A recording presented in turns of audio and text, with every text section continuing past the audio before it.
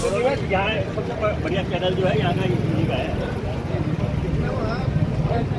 चार पाँच को मकान दे दीजिए। इसमें समाधान क्या लगा? इसमें ये है कि भाई जल भराव खत्म हो जाए कि नाले का पानी चला है। उसी के क्रम में माननीय मुख्यमंत्री जी ने पूरे शासन और प्रशासन को और आपदा विभाग को निर्देश दिया था कि मानसून सत्र से पहले सभी नगर निगम और सभी विभाग मानसून सत्र के समाधान के लिए कि वहाँ भराव ना हो, वहाँ बीमारियों के लिए रोकथाम के लिए जो प्रोटेक्शन ही है, स्वास्थ्य विभाग वो सचेत रहे, बिजली विभाग सचेत रहे, और जितनी सड़कों पे मलबा है, कचरा है, नालों के अंदर बंद हुए हुए हैं, जो मानवीय जीवन को प्रभावित करने वाले व्यक्ति कारक हैं, उन सबके समाधान करने के लिए सभी लोग मौके पे जाकर देखें, कार्य करें और समाधान कराएं। इसी दृष्टिकोण से मैं आज नगर निगम रुड़की की विभिन्न स्थानों पर गया हूं, जहां पे नाले बंद पड़े हुए हैं। कुछ मेन बात यह है कि रुड़की नगर निगम के अंदर नालों की सफाई हो रही है, लेकिन जो नाले सफाई हुए हैं उन वहाँ पानी सुचारू रूप से चल रहा है।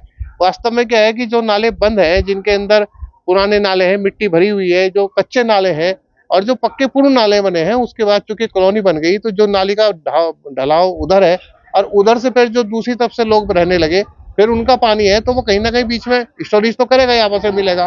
तो इन परिस्थितियों में नगर निगम के अंतर्गत जहां जहां समाधान हो सकता है वहां पे हम सब ने मिलकर लिस्टेड किया है कि भाई यहाँ ये समाधान किया जाए और इन 10-15 दिनों के अंतर्गत उन एंट्री पॉइंट को खोला जाए, जिससे ये सुनिश्चित किया जाएगा कि कोई बीमारी ना हो जाए, कोई इस प्रकार से प्रताड़ना ना हो जाए। जैसे सांप निकल जाता है उसके लिए एंटीडोज नहीं मिलती है, कोई पशु जीव जंतु रहता है, मनुष्य हानि हो जाती है, पशु हानि हो जाती है, और इस तरह से बहुत दुर्घटना होती है। ट्रैफिक का रहता है कि भाई गड्ढे में जो है डेथ हो जाती है, गड्ढा मुक्त होना चाहिए। तो इन सब चीजों पे आज चर्चा होगी और इसी दिशा में हम जा रहे हैं। क्या बरसात से पहले जो आप जहाँ पर भ्रमण किया है, जहाँ पे पानी की निकासी नहीं हो पाती है, उसका समाधान हो पाएगा?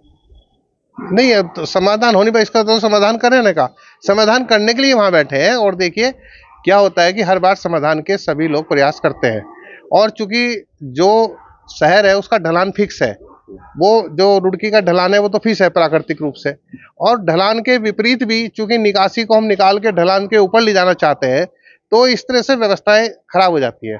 उन्हीं व्यवस्थाओं में विचार विमर्श करके कि कहाँ अभी एक डीपीआर सिंचाई विभाग ने बनाई है, पूर्व में अभी जानकारी दी है कि उसमें नाले बनेंगे, और क्या विशेष समाधान कर सकते हैं उनकी चर्चा करेंगे।